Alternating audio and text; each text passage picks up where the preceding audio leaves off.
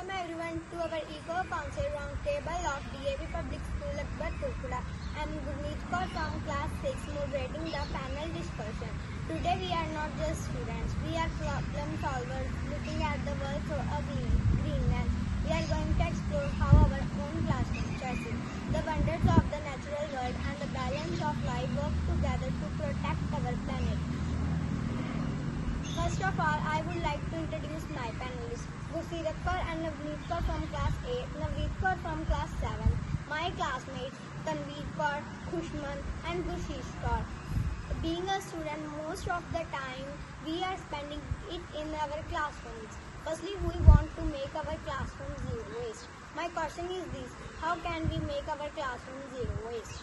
In my opinion, we should start by using digital tablets for assignment to eliminate paper waste entirely.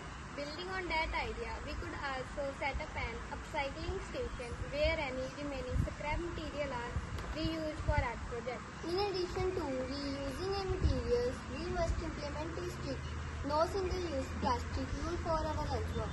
To take it a step further, we can even make a food waste by starting a small indoor vermicompost bin for food reuse. Similarly, we should look at our stationery and switch to refillable markers instead of disposable ones.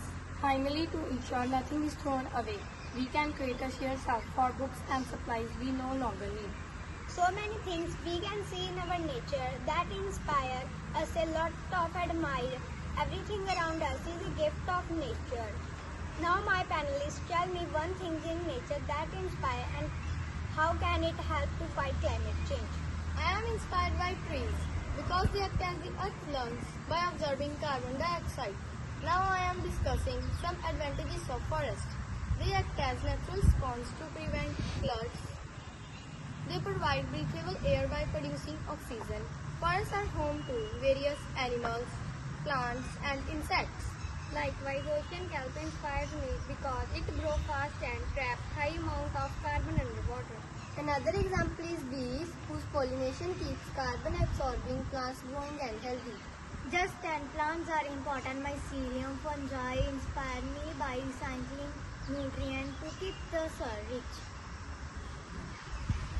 Moving from the ground to the sky, solar power inspires me to find the energy sources that don't burn fossil fuels. Lastly, mangroves inspire me because their strong roots protect our coastline from climate-driven storms. While individual elements of nature are inspiration that must all work together, which help leads to our final topic. Biodiversity is essential for the process that supports all life of Earth, including humans. Let's move to the last question, that is, why is biodiversity important for a stable planet? Biodiversity creates a safety net that keeps the ecosystem from collapsing during heat waves. Because of this safety net, if one species struggles, other can step in to fill its role. Furthermore, diverse forests with many types of trees are much better at storing carbon than single-type forests. Consequently, healthy ecosystem like wetland can filter water and prevent flooding caused by erratic weather. It follows that a variety of insects is also needed to keep soil fertile so we can still grow food. In conclusion, biodiversity is the key tool that helps planet to heal itself after natural disaster. Our discussion today proves that solving climate change requires a variety of approaches.